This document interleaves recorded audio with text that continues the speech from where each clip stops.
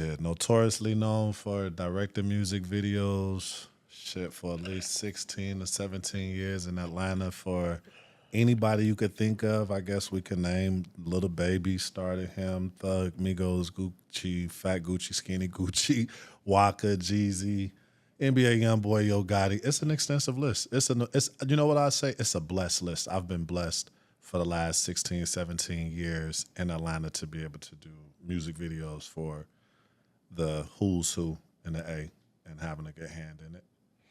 But you started in Detroit, though, right? In Detroit, that's my hometown. Yeah. Did not do a video in Detroit. I did music. I came to Atlanta thinking I was going to be a super producer because I was a music producer in Detroit. You know, with Eminem, good friend of mine, Royce 5'9", discovered him. Discovered Jay Dilla, the super popular producer from the crib. I had a hand in that. Yeah, and I came to Atlanta with dreams of being a super producer by way of my kid's mother who had a situation with Dallas Austin. And that didn't happen. I fell in love with the energy of the city, and I never left. So when you pick up a camera? Okay, hold on. I did leave. I caught a case, and I went back home when I got out of jail. Came back in 2000, was trying to mess with the music.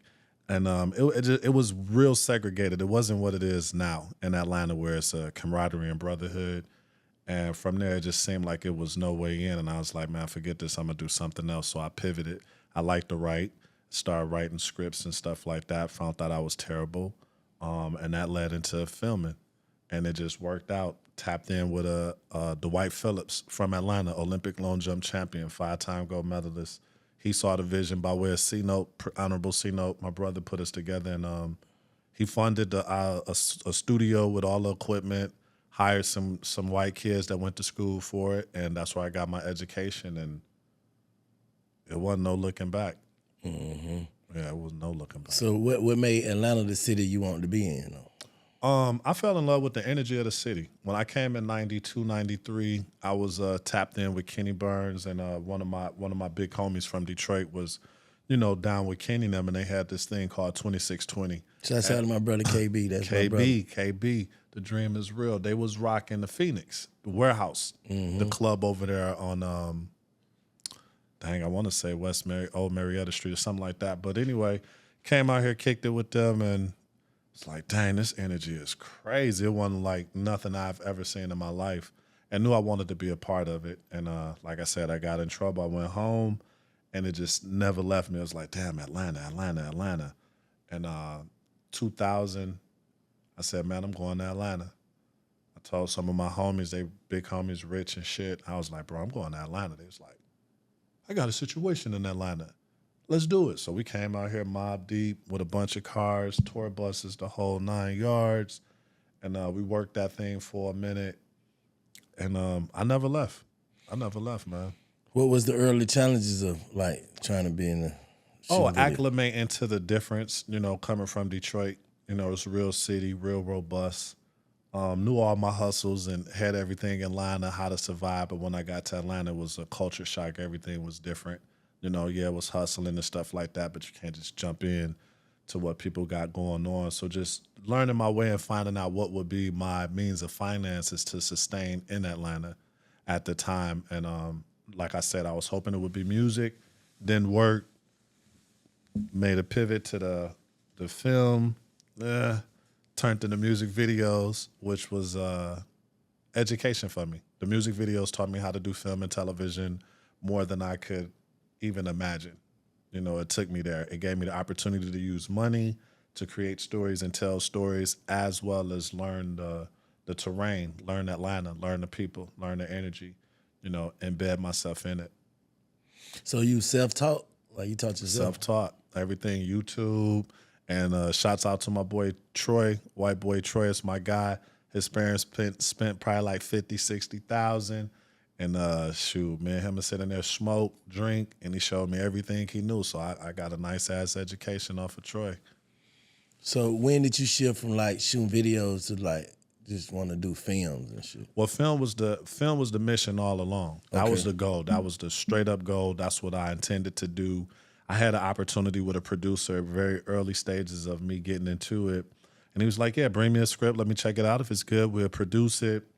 Took him the script. He read it, gave it back to me. It was red. I was like, "What's the red markings?" He was like, "Everywhere is red is no good." It's the whole fucking script. So I learned that it was a lot that I had to learn.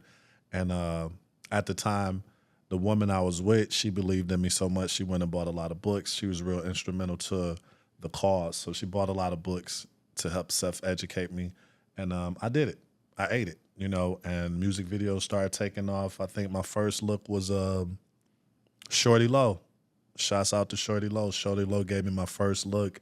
I did a video for him and Johnny Cabell, and he let me cut it. And then from there it was up. Propane brought Future through, him and Esco. And man, I mean, I turned into him pretty fast. It was, I mean, you had Decatur Dan, you had Motion Family, you had it was a lot of great guys that was in the midst of doing Wow, music that was videos. that time. You, Decatur Dan. Yeah, they was heavy. Motion Family. Yeah. And who else? It was some more Fat Cats. I might be forgetting a couple of other G people. Visual them. G Visual. That was Fat Cats. Yeah, G yeah, Visuals them. So, you know, when I got into it, I had more than everybody had because of the investment situation that I had. I had the building with the walls. It was on 500 Bishop Street, right in Midtown. It was idea for everything.